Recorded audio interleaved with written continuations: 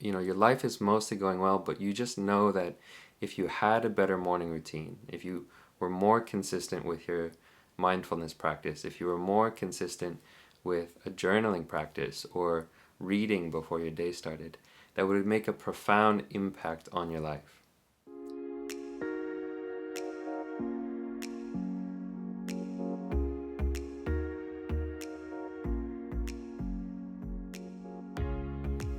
So most of us are aware that how we start our morning sets the tone for the rest of the day. Now I want you to imagine for a moment what your typical morning is like. So let's say you wake up feeling kind of groggy, maybe you didn't sleep very well, you're not excited to get up.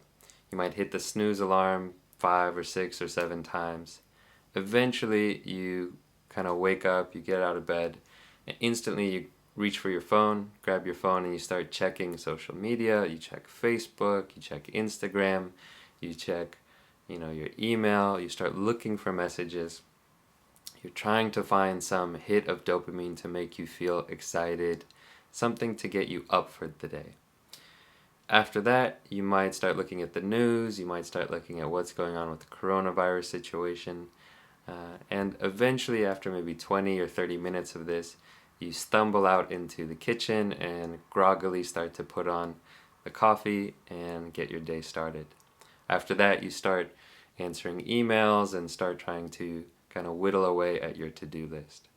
Now, this is how many of us start our mornings and start our days. And what's interesting is that, how we start the morning really does set the tone for the rest of the day. So I want you now to imagine something else. Imagine you wake up feeling excited for the day ahead.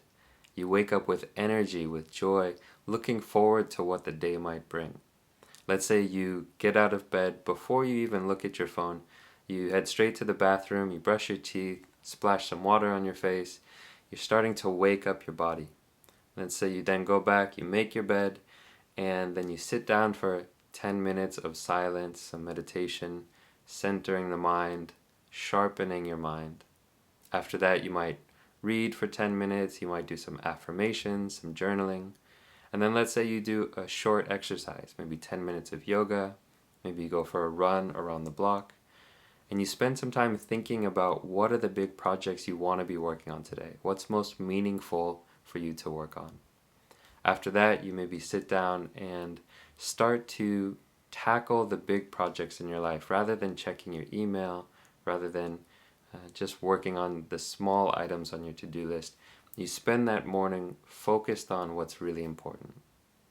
So this is, two kind of extremes, and they might be related, but two examples of how we can start our morning. And I think if you're watching this, you probably have this understanding that how you start the day is very important. I've talked with many of you out there who, your life is mostly going well, but you just know that if you had a better morning routine, if you were more consistent with your mindfulness practice, if you were more consistent with a journaling practice or reading before your day started, that would make a profound impact on your life. And this is really the premise of this book called The Miracle Morning.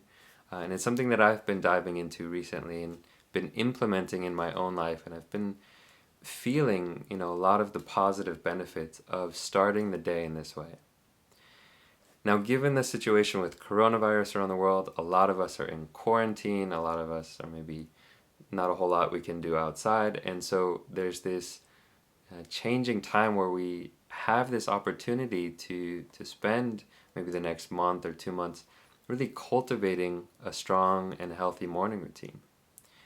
So what I wanted to do is actually start a group, an accountability group, a support group, where we can come together and support each other in cultivating these solid, healthy morning routines.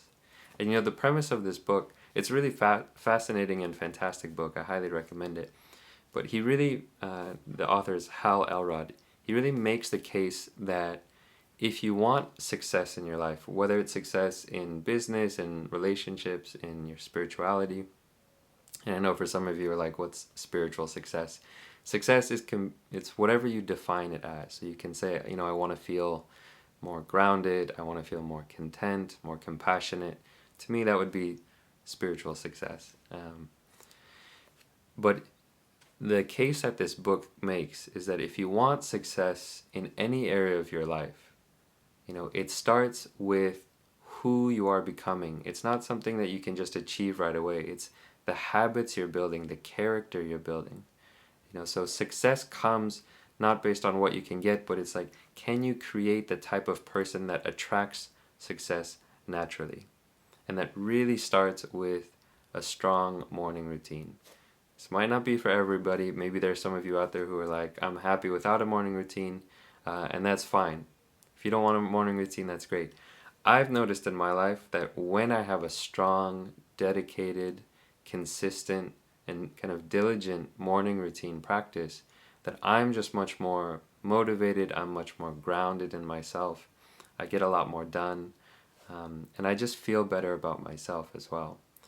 So what I'm going to be doing is creating a support group to do a miracle morning challenge. And this will be a 30-day challenge, but it'll probably just keep going after that.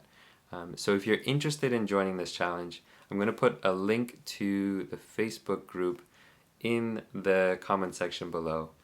So if you're interested, you can join the Facebook group. And then in the next video, what I'm going to be doing is talking about some of the morning routines, the morning habits that you can do that they recommend in this book. And I'll also be adding a few of my own kind of tips and tactics and strategies for how to establish a really solid morning routine where you are setting yourself up for success. So if you're interested, join the Facebook group. It'll be in the links in the comment section down below, or in the kind of description of the video down below. And I hope to see you in there.